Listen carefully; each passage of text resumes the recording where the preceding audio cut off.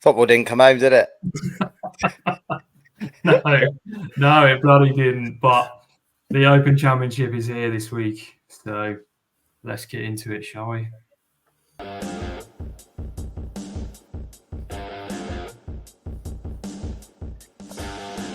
Welcome to the No Ifs, Putts and Bogeys podcast. We are a no-nonsense, straight-talking golf podcast discussing all the hot topics in the world of golf. This podcast is also brought to you in association with Barretto Golf, a stylish, affordable golf clothing brand. Please visit barrettogolf.com. That is BARRETO golf.com for all the latest offers. This podcast is also brought to you on behalf of the Golfer Gang Network. Please go check out some of the other golfing podcasts. And without further ado, I will welcome you back for a third week. Your host, Mr. O-Dub, Ollie Wilton. Hi guys, how's it going? Yeah, good mate. How are you? I'm all right, mate. You may notice I'm a bit sun-kissed. I've been on holiday this recently. Didn't play much golf. I walked past several mini golfs, but I went to the sunny island of Benidorm on the mainland of Spain. But yeah, tough few days. Yeah, it's great. It was great, mate. Tough few days on the sauce, but feeling fresh and revitalized and ready to host the pod. Yeah, love it. Just whilst we're talking of exotic places, I'm going to give a quick recap. We have hit some new countries. So this podcast is now in 15 countries. So if you are in the United Kingdom, United States, Canada, Germany, Spain, Austria, Australia, Croatia, Indonesia, Ireland, Italy, New Zealand, Netherlands, Sweden, and Singapore, thanks so much for listening. I can't fucking work out why you do, but we love it. Love it. We love it. Who are the new ones? Sorry, DB. New Zealand's definitely new. Good day. Croatia was on there. That's new, isn't it? Croatia is new. Nice.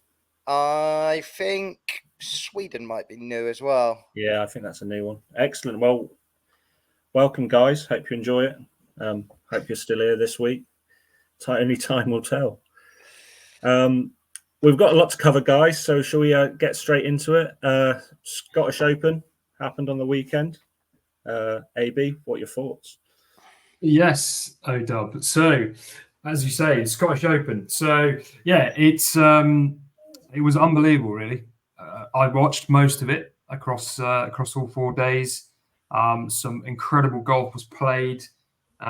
Notable mentions go to Ludwig Øyberg, who, like he has done in a lot of events recently, was leading for majority of it, and he kind of got a little bit of an issue in terms of falling away a little bit on the final day, which is exactly what he did again up in Scotland. Adam Scott went really well, nearly forced a playoff. Colin Morikawa, Rory all played well up there, amongst loads of others. I mean, it was very low scoring. I think the conditions up in Scotland this weekend, in terms of, it had, sunshine, it had rain, but the key thing, I think, in terms of allowing people to score low was there wasn't much wind. So they could handle the rain, they could handle, the dryness of the course when it was sunny. But the lack of wind really helped get some low scores in there. And of course, Mr. Bob McIntyre made up for last year's heartbreak, I guess, where Rory pipped him on the 18th. He came in clutch. So on the 16th, on the final day, he made an absolutely outrageous eagle on a par 5. So he hit his tee shot into the rough and was taking his stance and doing a practice swing, and basically his spikes made a noise, and it turns out he was standing on a sprinkler head that he couldn't physically see. It's only because his spikes, when he did his practice swing, it made a noise, and basically got the official over, was able to move it within the club length, and then he got a drop still within the rough, and he was still, I think, about 240 odd yards away. And he's basically smacked it to within 6 foot of the pin, and hold an eagle, which at the time put him level with Adam Scott. And then basically Adam Scott had just finished, so he was in the hutch on 17 under, and Bob basically kind of hit a reasonable tee shot on the 17th, which was a par 3, but had a 2-putt, but it was a really, like, it was a long putt, and then he went past it and he had to come back. So he was clutch there, saving par, and then even more clutch on 18, where he hit perfect tee drive, perfect tee shot, iron onto the green, and then he holed.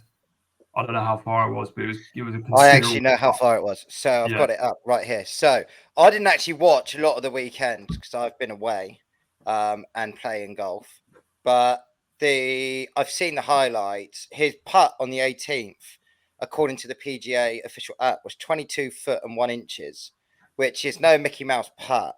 But I just want to touch on the last, what would it be, from the 14th hole onwards on the final day. So he was actually not having the best round per se. So up until the 13th, so after the 13th hole, he was +1 for the day, which would have made him 4 shots off the lead, I think.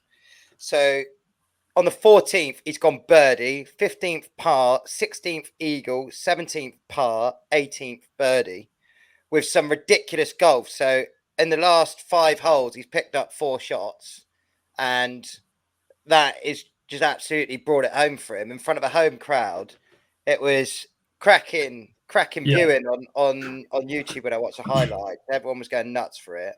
His celebration after the putt was fucking cool as well.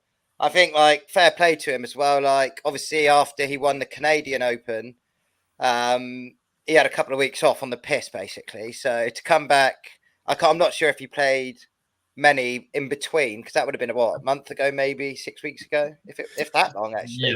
Yeah, it was, I think, early June.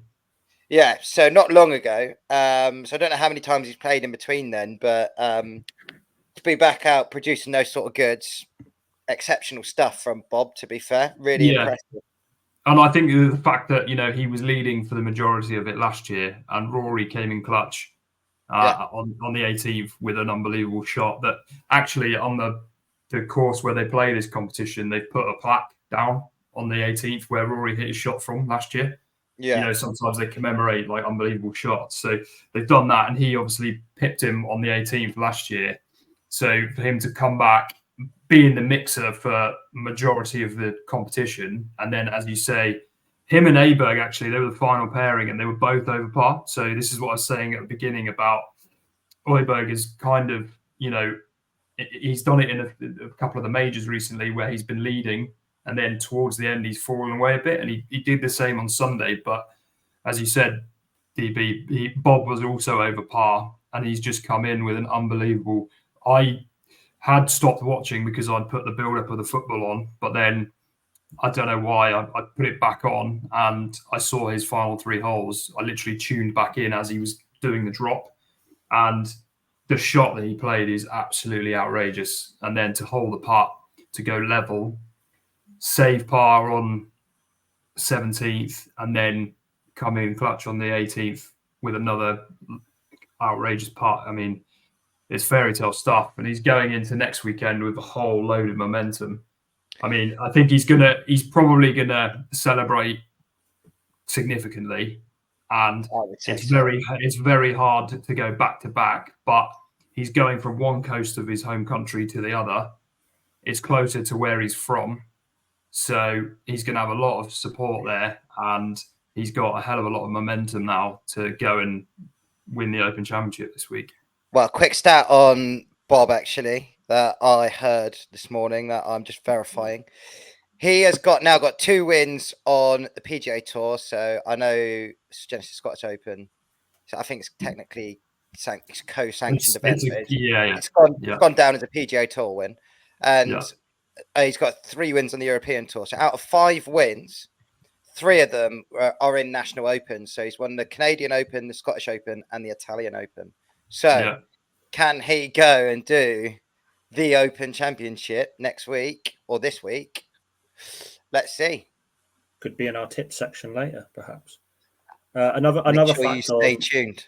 Another fact on McIntyre is Dad's a greenkeeper. Is he really? Yeah. So Yeah, that is true. Yeah, I recall we did speak briefly about it a few weeks back when his dad was on the bag for the Canadian Open. Yeah. That kind of helped.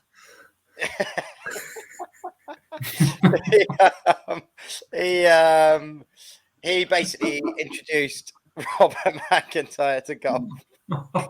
Well, who better to learn off than a man of the greens? Short game, very important. So he's probably learned a lot off his dad. Agree. Yeah, excellent. So any other notable mentions, guys? No, I think we spoke about it. So Rory, it's good to see him. It's obviously his first event back from his mini hiatus post US Open. Yeah. Breakdown. He didn't do too well on the last day per se, I think. No, it was very similar. So he had a good 3 days. He still finished, I think, under par on the 4th day, but he was never in the lead at any point, and he was missing putts and birdie putts and things like that would have put him in the close to the lead. I mean, he wasn't far off. He's finished 4th, I think. So yeah, tied 4th right, but on the last day, I know it's obviously difficult because some people up there did shoot over par, but on the last day there was some real low scores. I think Richard Mansell shot 9 under. There was Wyndham Clark shot 8 under, and there was a few others. Aaron Rice shot 7 under. Obviously, Rory did shoot 2 under. It's hard to say that's bad golf, but if you're trying to win on the last day, I know Robert McIntyre ended up winning with 3 under on the last day, so Yeah, but I think it was a good enough run out for Rory after a month off that he's very much going to be focused on next week. So. Well, he's going to get peppered by the media over the next few days, I imagine. He took not a massive peppering last week, but there was a mini peppering, I would say. Lots of people still asking about the putt and what he's been doing, and is he going to do anything different? People questioning the caddy. He's had to come out and speak in defense of his caddy. Sort of said he's won all the FedEx Cups and the race to Dubai, and won obviously all the tour events that he's won, and people never give his caddy credit then, but as soon as he doesn't win a major, they're quick enough to have a pop at his caddy. And so he did end up speaking quite a lot last week, but I think that'll be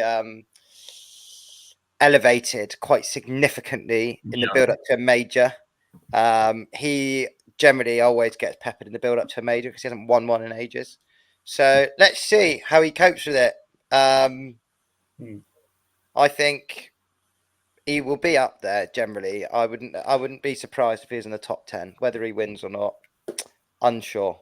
Yeah, I'm sure we'll talk about him a bit more in our second half. Absolutely. So, guys, one of our own, being 3 Cornish men, Harry Hall. I've done a little bit of research about him, but first win? Yeah, first win on the PGA Tour. Obviously, and I don't mean to take anything away from winning on the PGA Tour, but obviously there was other PGA event co-sanctioned at the Scottish Open, so the field wasn't necessarily the strongest, but hell of an achievement. He's played some real solid golf. I think he finished up minus 18 maybe. No, I think it was higher than that. I think it was like minus 22, I think, but I think there was a 4-man playoff, 4 or 5-man playoff. Was minus 22, yeah. Yeah. There was 4-man playoff, I think, or 5, and then basically 2 of them went out after the first hole, and then the other 3 were level after 2 holes, and then he basically chipped in on a par 3 basically from off the green to win via a birdie on the 3rd playoff hole. Yeah, I mean, it was a hell of a chip, and it was a hell of a moment, and one that he will remember forever. And it was cracking viewing, to be honest. It was, the clip's done very well on social media, I imagine. So yeah, fair play to him to come from the humble beginnings of Cornwall and West Cornwall Golf Club and make it in general onto the tour. itself in general is an achievement in itself. To go and get a win on tour is probably beyond his wildest dreams. I don't know him personally, but I know of people that know of him and have played with him at youth level. I speak very highly of him. So I think to go and get that W is quite exceptional stuff, really. I would say probably makes him one of the more decorated Cornish sports people across the spectrum. I don't know. There's not many others that would have been knocking around at that sort of level of sport in general. So to get a win on the PGA Tour and to do it in this era is exceptional stuff, really. Yeah, I mean, obviously the Scottish Open's going on at the same time, but he won't have an asterisk against his name. It will still be a PGA Tour win, and you can only play what's in front of you, can't you? So kudos to Harry. My little fact on Harry is he was born in Camborne and now lives in Las Vegas. I think that's a massive glow up. I was just about to tell you, he lived in Vegas, Odub, but you've done your research, mate. It's just an example, like us just three Cornish men who have made it out of Cornwall, a bit like 8 Mile, made successes of ourselves in our different professions. So Harry can join that list now. So kudos and welcome on the pod anytime, Harry, if you're listening. Yeah, shout out, Harry. Hit us up on Instagram. I'd love to have you, pal. I'm sure with your contacts, DB, we could get in touch. Let's just say it's not out of the question. It's in the works. Excellent. We've got some people that have his phone number, and he follows some people I know on Instagram that have played with him previously. So stay tuned, guys. So I know you guys aren't huge fans of the dark side, but Live Golf, Sergio Garcia, first win in 4 years. Yeah. So, as you say, I mean, it's well documented that we're not overly fanatical about Live. So, I don't think either of us have watched it. But, yeah, I guess Sergio added to the glorious day that Spain had yesterday as a nation after Wimbledon and the football as well. But, yeah, so he's won. It's his first win for 4 years. And yeah, I guess, look, at the end of the day, whatever's happened has happened, and he is a European legend. So it's nice to see him playing well again. Valderrama is arguably the most famous course in Spain as well. So it's nice to see him win there again. And yeah, I think he had a bit of banter. We saw there's a clip that's gone viral. There's a bit of banter between him and Brooks and John Rahm because Brooks tried getting in their heads on the first tee by wearing an England top before they all started, which Sergio looked like he took very well, and Rahm looked absolutely fizzing with it. So I think poor old John Rahm he's just very angry at Liv at the moment. And he's not a happy bloke. And I've just quickly, while we're talking about him, not part of the script here, but I don't know if it's true or not, but I will mention another podcast group that I'm in, which is the Rick Shields Golf Show podcast Facebook fan club page, and I've seen quite a lot of people posting links to websites and news stories and like the gossip columns of golf world, shall we say, and there's lingering reports that John Rahm is considering resigning his Live membership and trying to make a return to the PGA Tour, and on that note, seems incredibly unhappy over there. Hasn't really played any good golf of any note that I can recall of any kind. I don't think he's done anything over there. He's not won any events, has he? He's not done well in the majors. No. So I would say I wouldn't be surprised to see it, but I also would be because he got paid like 600 million or something stupid. So it's a lot of money to walk away from once you signed on the dotted line. Yeah, I mean, my TikTok algorithms are questionable and not something I want to go into on this open forum. But the Brooks Koepka thing made it to my feed. It was very American how he was like G'ing himself up in the taxi, like, "Oh, these guys are going to love this." He didn't play the whole round on it. He whipped it off after he. Of course. I thought it was good, and Sergio took it well, and then obviously it didn't really affect him because he went and won anyway. But I think he's failed to qualify, hasn't he? So he's not going to be at the Open this week. But yeah, it is at Who least had? Sergio. Did he? Oh, that was going to be one of my questions, actually.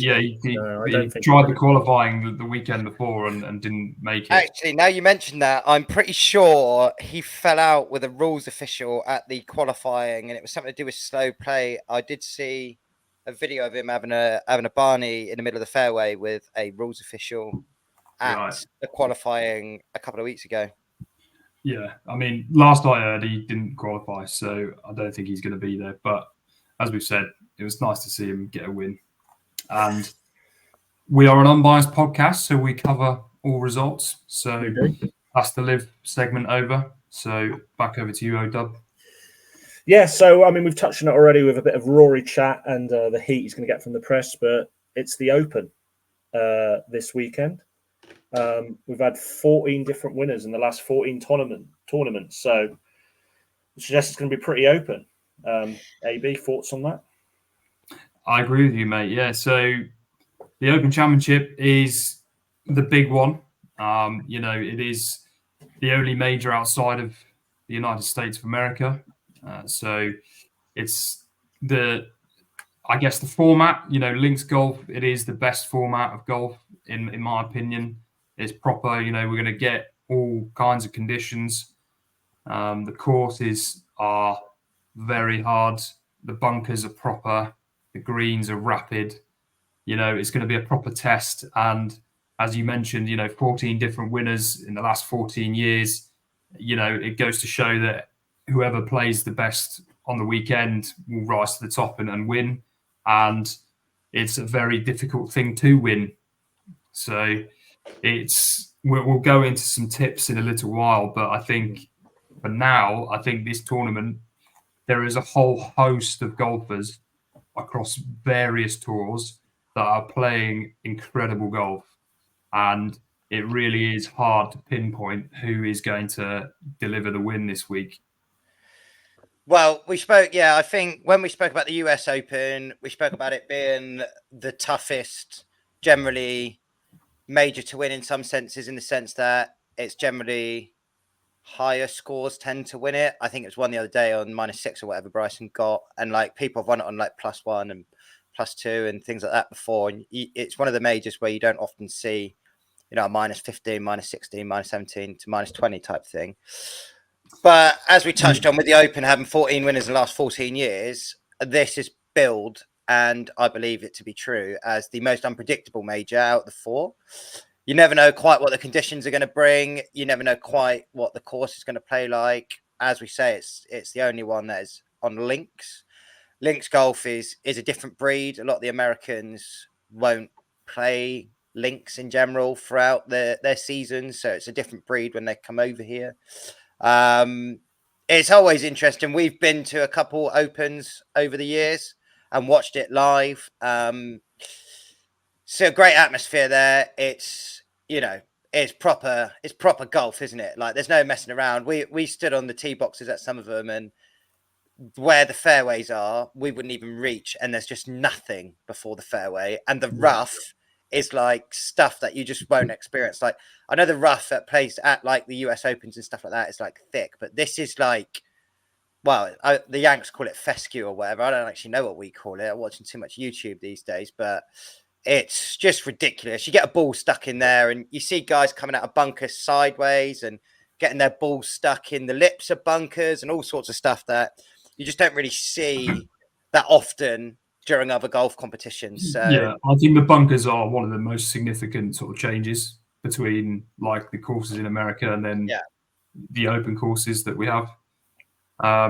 But so I've got a few. Basically, we've said that there's been 14 different winners, right, in the last 14 years. So a lot of them, it's been their only major. So if we look at last year, we got Brian Harmon. Year before, Cam Smith. Then you go back a few years, we've got Shane, Francesco Molinari, Henrik Stenson, Darren Clark, Louis Oosthuizen, and Stuart Sink, going back to 2009. So that's the only major that those guys have won in their careers. So, question, which would you prefer to win?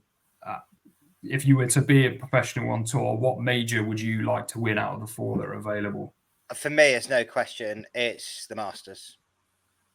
I want my green jacket. I want my champions dinner.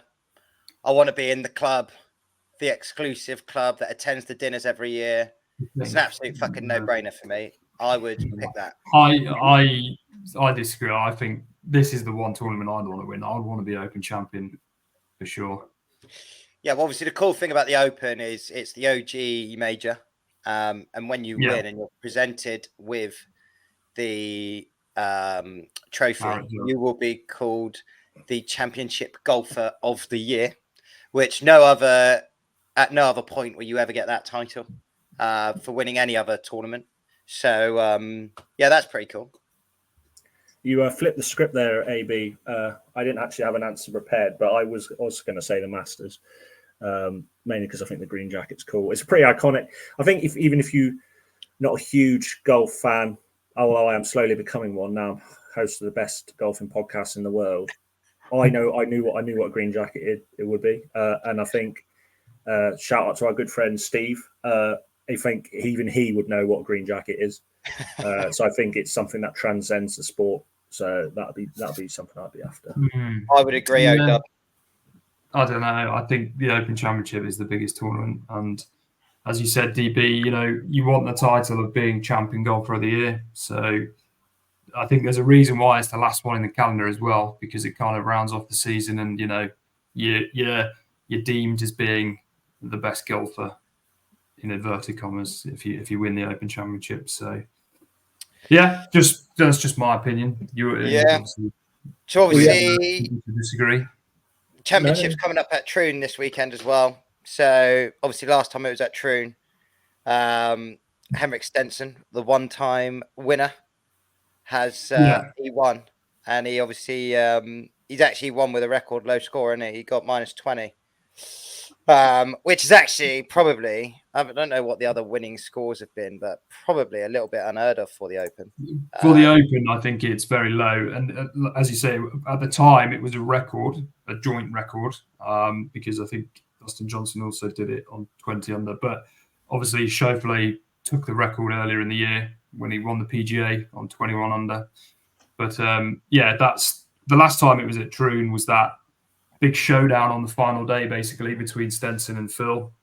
So it's a historical course. There's been it's been on the circuit for donkey's years, so it's hosted many more Opens. But it's going to be interesting. I'm really, really looking forward to it. I'm going to be tuned in. The good thing about the Open when you're in Britain like we are is that you can tune in at 6:30 in the morning and still be watching it at 6:30 at night, and it's just 12 hours of live coverage. So I am preparing fully for Thursday and Friday to just be watching it for 12 hours straight. Yeah, for sure. It was. We've actually done it as well, haven't we, mate? We got the 5 o'clock train or whatever it was from King's Cross that time down to Royal St George's. Was there for literally bang on 6:30, and we were straight out. And we actually missed the first couple of tee times, I think, didn't we? But only marginally, yeah. Only earliest marginally. train we could have got. Yeah. Cam Smith won it at -20 as well. Not at Troon, but we all watched that together, didn't we? I vividly remember great memories. Yeah. Some may have remembered it better than others, but won't say any more about that. But yeah, that was me and you, O-Dub, we remember it well, don't we, yeah, mate? I'm not sure what DB was doing that day. But it wasn't one of my finer moments. Let's just say one shot and probably some swimming pool water, mouthful of chlorine later. I was not in a good way. Is that what it was? Chlorine? Yeah, dodgy chlorine, mate. Right. Yeah, I'm just looking at the previous results. I'm not going to go into too much because it will spoil our game later. Keep listening, guys, for that. But there seem to be low scores, and Patrick Harrington won a +3 back in 2008. See, it's unpredictable. It's all down to the conditions, really. So it's going to be. I think the forecast is probably as expected. It's going to have a bit of everything. And yeah, we're just going to have to wait and see. I don't want to skirt over this point, but you're talking about 14 winners, 14 different winners last year. Ernie Els been the only repeat winner. His favourite TV show is Family Guy. What he likes to watch to relax in his downtime. Where the fuck have you pulled that from? You found that out. He had an interview with a Golfing World, I think it was, when he said that. What, and he says, my favourite TV show is Family Guy. Yes. Look, that's the sort of insight that you will get on this podcast that you will not get anywhere else. Later on, we're going to hear John Rahm's favourite song, so stay tuned, guys. So Rory, one of the favourites on the pod, he was the last golfer to win the Open and another major in the same year, 2014. Yeah. Could this rule out anyone else, do you think? That was the last time he won anything or any major. I would say out of the ones that have won this year so far, the only one I think capable of winning the Open currently right now would be my favourite golfer, Bryson. I don't think Scotty Scheffler's going to win this weekend. I don't think Xander's going to win this weekend. Xander did pretty well, though, in Scotland last week. Bryson actually didn't play well on the weekend, but he's the sort of guy that turns up in the majors. He's been in the top 10 at every major this year. I think it's 8, 2nd, and 1st, isn't it? Yeah, he's leading on aggregate across all 3 majors. Yeah, so I wouldn't, I'm actually, as it happens, not tipping him today, but I would encourage you to spend some money on Bryson. His game in general is trending in the right direction. I don't think he did that well at Valderrama, but I think he was too busy filming content with the Four brothers, which they've got a YouTube video coming out with him. But he turns up when it matters, and I think he could potentially turn up this weekend. If someone else was to win multiple majors this year, out of the 3 of them, I would pick him. Excellent. Yeah, fair enough. So 4th major of the year, and DB has picked Bryson DeChambeau for the 4th major of the year. So far, you keep backing the same horse, it's bound to land, isn't it? So, well, if you backed him each way so far, you would have been paid out every single one. Yeah, no, you're not wrong, mate. I'm not disputing it. I'm just saying. Sorry, continue your point, AB. Yeah. So I was going to say a question, because I know the answer, so I'm going to ask both of you, right? With that in mind, so in terms of we've mentioned about winning majors in the same year, and at the moment the 3 winners from this year, they're all American. So my question to you is, what was the last time or last year that all 4 majors were won by players from the same country? So that country is the United States of America, because they are the dominant nation in the world of golf. But in terms of winning, the winner of each major being from America, when was that, basically, is the question. I'm going to get... It feels like it should be one of those things where it wasn't that long ago, because you see, obviously, a lot of American winners. So there is... Yeah, go on. Well, I would suggest that because you're asking it, I feel like it should be a little while ago. I'm going to try and use a bit of logic here and just narrow my chances down. And I'm going to say, and I don't know if this is sensible or not, but obviously Tiger Woods won 3 majors in 1 year, and he is American, which means only one other American is required to complete that set. I don't know who it was or if it happened, but I will go for the year, I think it was 2000. So that is a great shout, DB, and you are correct. Tiger Woods did win 3. I'm correct with the answer. No. Let me finish. You're never going to get the answer. So I'd like to answer as well. Yeah. I'm just going to answer DB first of all. So Tiger Woods did win 3 majors in the year 2000, but Vijay Singh won the Masters. So that rules that out. So OW, you give me your answer, and then I will give you the correct one. Right. I'm not actually copying DB, but I have the list of the Open winners in front of me for a potential quiz later, and I was thinking Tiger Woods won loads of majors, so I was thinking I need to pick a year where Tiger Woods has won, and I'm going to, on your logic, he probably won a couple, and I also was drawn to the year 2000, and that's just some sort of subconscious connection me and DB have, but cleverly, I'm not going to answer that because you've already said it's wrong. So I'm going to go for another year. Yeah. And I think, I'm thinking, like you say, United States. I'm thinking 1995. Don't know why. Because the 1995 Open was won by John Daly. Again, it's very close because there was 3 American winners out of 4 that year.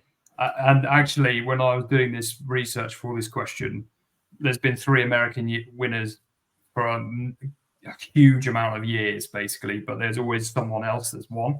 Yep. So the answer to the question is you have to go all the way back to 1982, where Tom Watson won 2 majors, and then Raymond Floyd and Craig Stadler, all American. So 1982. Blow my mind that, because I feel like there's not loads of other nationalities of major winners, but to have one different one every year, or at least one different one every year. So there's a whole load of years where there is 3 Americans and then someone else from another country has won.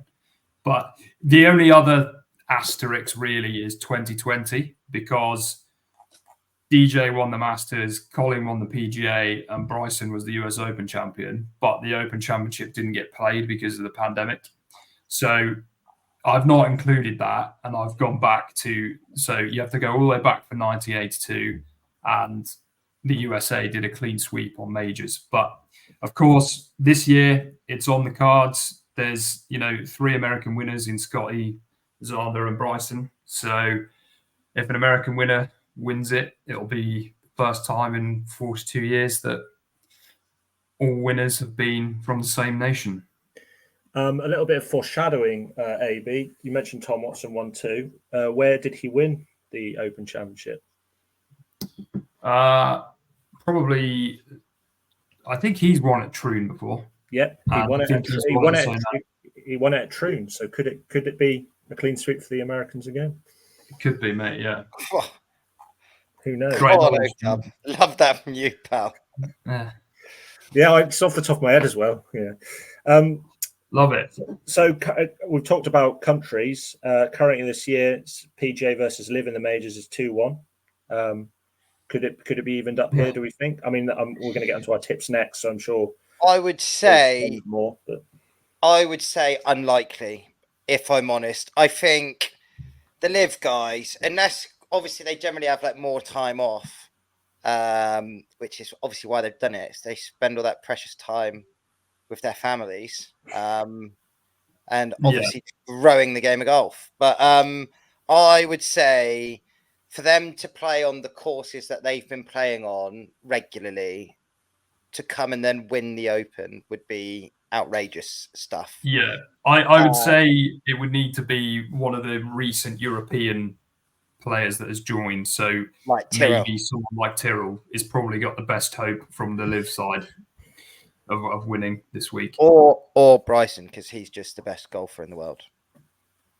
So, I mean, I don't want to open up to a wider chat on this pod, and you guys have talked about it a lot before, but are you sort of suggesting very much that one of AB's favourite phrases, that steel sharpens steel, is not happening with the Liv guys not playing competitive golf at the highest level on a regular basis, is hindering them?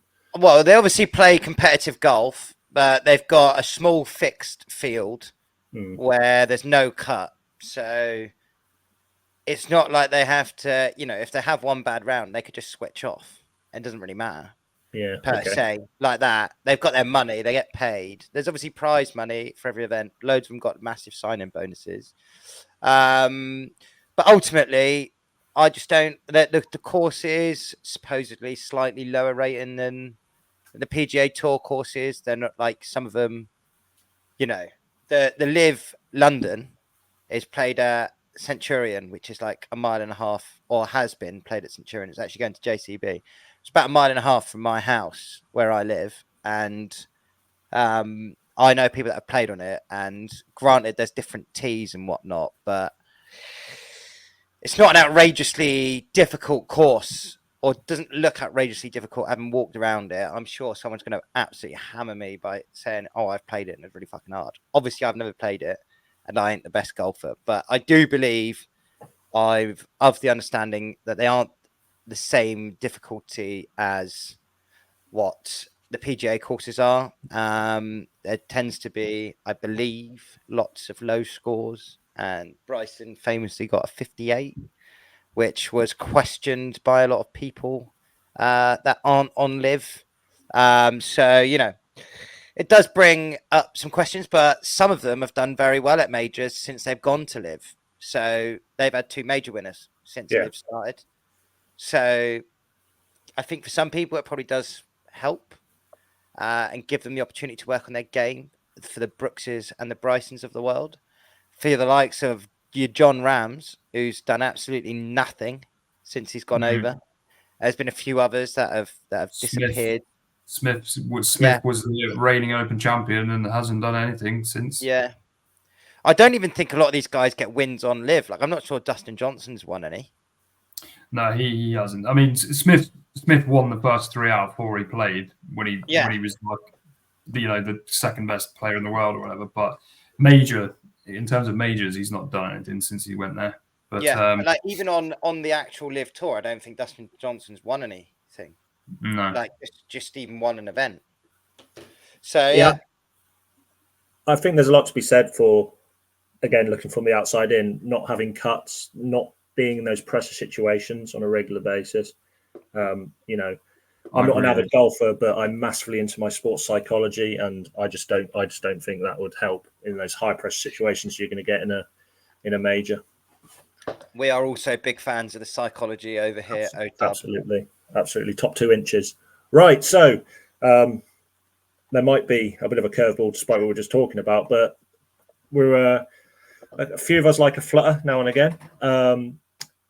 We're going to go through our tips now for the Open Championship on the weekend. You guys can go first, and obviously I'm an absolute bonehead, so I've just picked.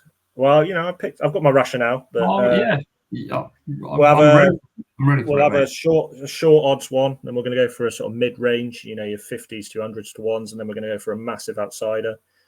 So AB, do you want to give me your mate, I'll get straight to the point. So I haven't quite gone that outrageous on it. So I think the guys that have listened to us week in, week out know that we've done predictions across all the majors so far. And after the Masters, we did predictions for the rest of the year. And back in April, I said that I think Rory would win the Open Championship. So he's my first pick. My second pick is Colin Morikawa. So I think I classed him as kind of mid-range. He's about 18 to 1 on Sky. And he's been trending nicely. He's been thereabouts in most of the majors this year. He was up there again last week in Scotland for the Genesis.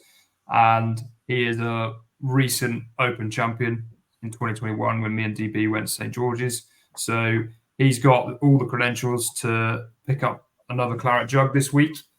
And my outsider is Mr. Aaron Rai.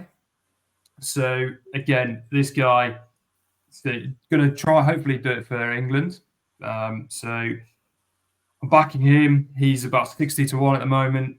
But on both sides, so on the PGA side and the DP World Tour, he has had an unbelievable month. So he's finished tied second, tied seventh, tied fourth.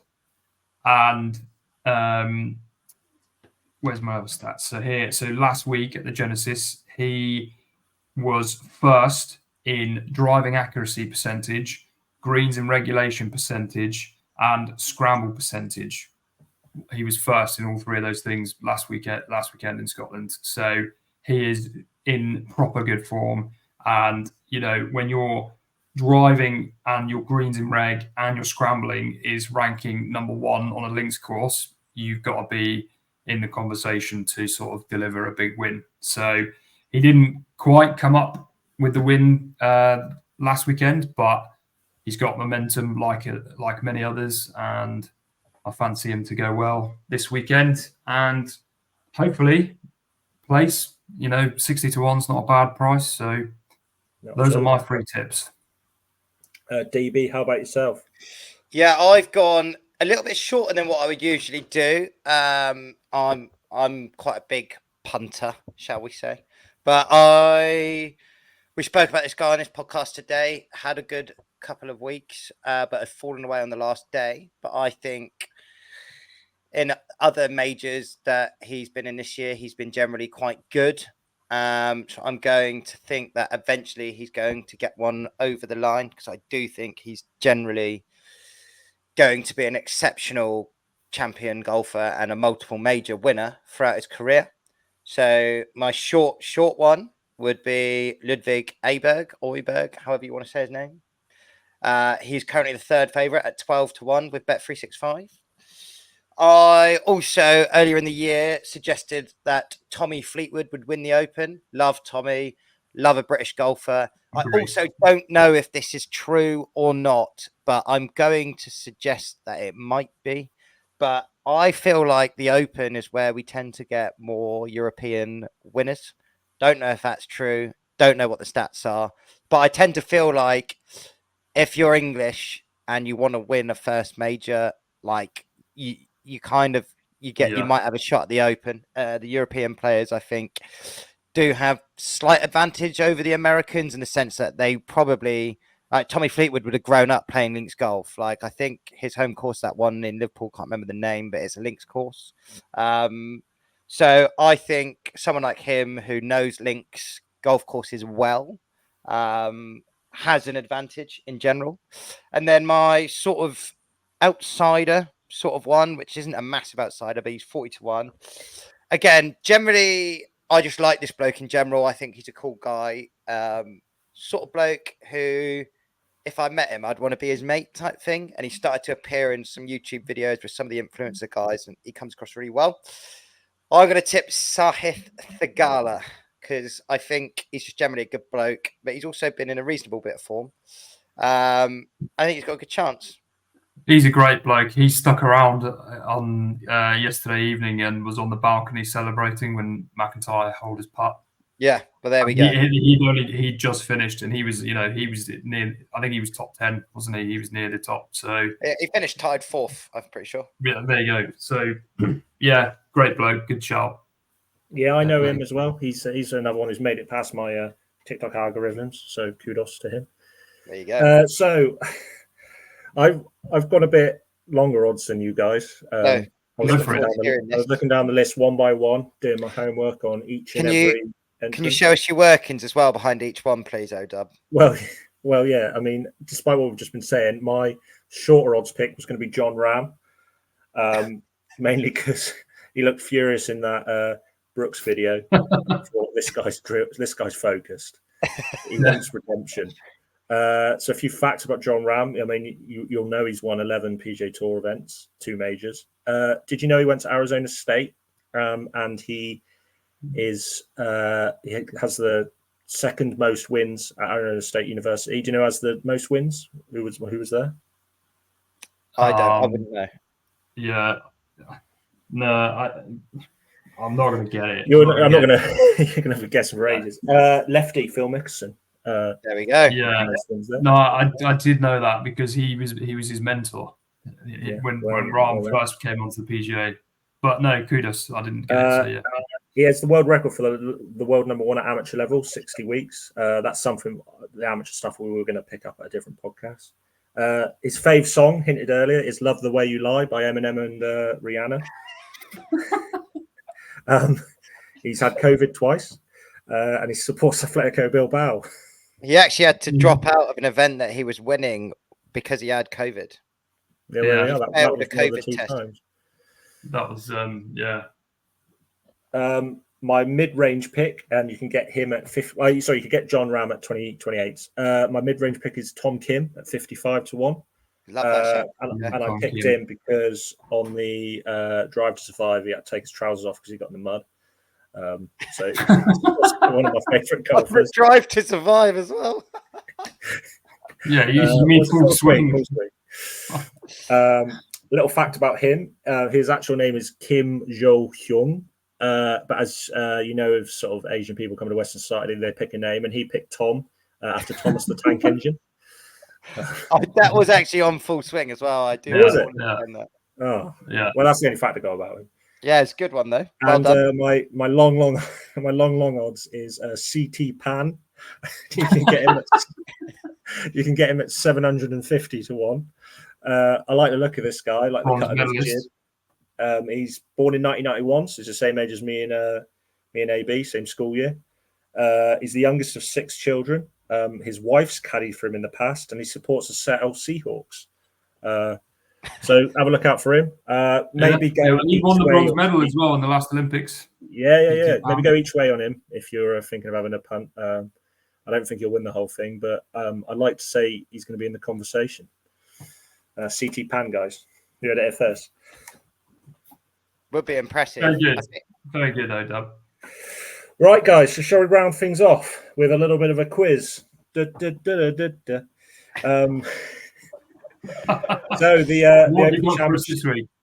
the Open Championship this weekend is going on, as you know, and as we've talked about a lot. 14 different winners in the last 14 years. Variety of countries. I'd like to do a bit of categories with you both and naming one winner after the other. We're going to go with 7 seconds to do answers. Obviously, you don't have to take the 7 seconds. If you go over that 7 seconds, you lose. Or you repeat an answer, or you get an incorrect answer, you lose. I think DB went first last week, so AB, you can kick us off, and I will count 7 seconds. Just naming any champion. Any champion, you don't have to name the year, don't have to name the course, just the name of the man and or woman. Okay. But it is the men, so just a man. Fine. Brian Harman. Correct. Tiger Woods. Correct. Cameron Smith. Correct. Rory McIlroy. Correct. Colin Morikawa. Correct. Shane Lowry. Correct. Francesco Molinari. Correct. You better not be cheating, AB. Stenson. Correct. Mickelson. Correct. Darren Clark. Correct. Louis Oosthuizen. Correct. Padraig Harrington. Correct. Stuart Sink. Correct. Ernie Els. Correct. Paul Lawrie. Paul Lawrie. 1999 OW. Oh, yeah. Correct. I'm starting to struggle now. I'm going to have to start putting these ones out. Nick Faldo. Correct. Nick Price. Correct. Zimbabwe. Can I get a Jordan Spieth? Jordan Spieth. Yep, correct. Greg Norman. Yep. Australia. Can I get a John Daly? Correct. That was going to be my next one. Sevi Ballesteros.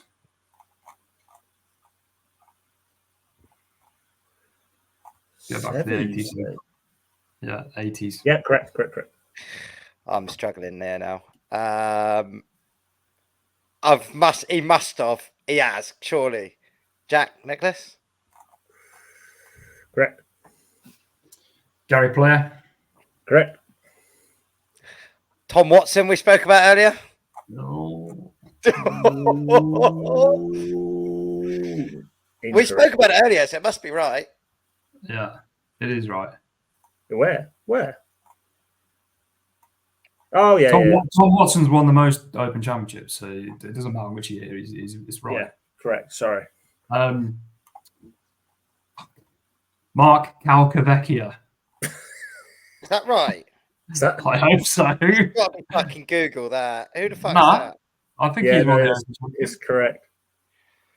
I'm really I should have put clinging this in it now. Excel. I'm really clinging, Odub, but you're gonna have to go back to like the 20s. If you get one now, I think I'm screwed. I'm just gonna throw it out there. I think our Cornishman has won it. I'm gonna say Jim Barnes. Yep, correct. You have gone over 7 seconds there, but wow, yeah, look, 1925. I'm after that. I think I'm done. Right. Sandy Lyle. That's a girl, isn't it? when did old Sando win it? I think 1985. I can't actually. Sandy. Sandy Lyle. Lyle. 1985. Yeah. Oh, I think I'm struggling. Yeah, we'll call it there, DB. AB's too good at this anyway. He's better than me. he knows the years before I can even scroll up on the I think I'm struggling. All right, well done, mate. Good quiz. I think maybe just shaded it there. Maybe another win for me. But on your point earlier, the Outstaves have won it, not as regularly as you'd think. There's AB got a Zimbabwe guy in there at one point. Yeah, who the fuck was that guy? What year was that? Nick Price. 85 was 94 maybe. 94. Nick Price. Yeah, Nick He's Price. won it twice. 94. He would have won it before that. That's South Ayrshire in Scotland. Yeah. All right, well done. That's enough, I think. That's enough names. We've rambled on a long time today. Yeah. Any big ones that we missed out? No, I don't think so. AB was going pretty much down. I don't think anyone said Zach Johnson, did they? No. Yeah, he was in there. Yeah. Getting back into the pre-2000s before. So not really our sort of era. Yeah. So any more points, guys? Anything else you want to mention before we head off? No, just make sure everyone tunes in, watches the Open, sit back, enjoy it, see who wins. It's the most unpredictable major of the year. Let's have it. Yeah, I'll be tuning in. I'll come up with some. I'm going to try and get some watch it and come up with some fun stuff I see, stuff that you guys might miss. So I'll be tuning in. Tune in next week for the debrief. Yep. Love it. Stuff. Well done, Odub. Well done. Nice, guys. Cheerio. Here goes to CT Pan. Imagine if he wins, Odub. You got to back him now. That would be incredible. I reckon we could go viral. You've got to put at least a $5 on it. Just believe, mate. Manifest. I put a quid on it. I'm nearly making nearly £1,000. Yeah, exactly. You may as well. How many players make you over £1,000 probably?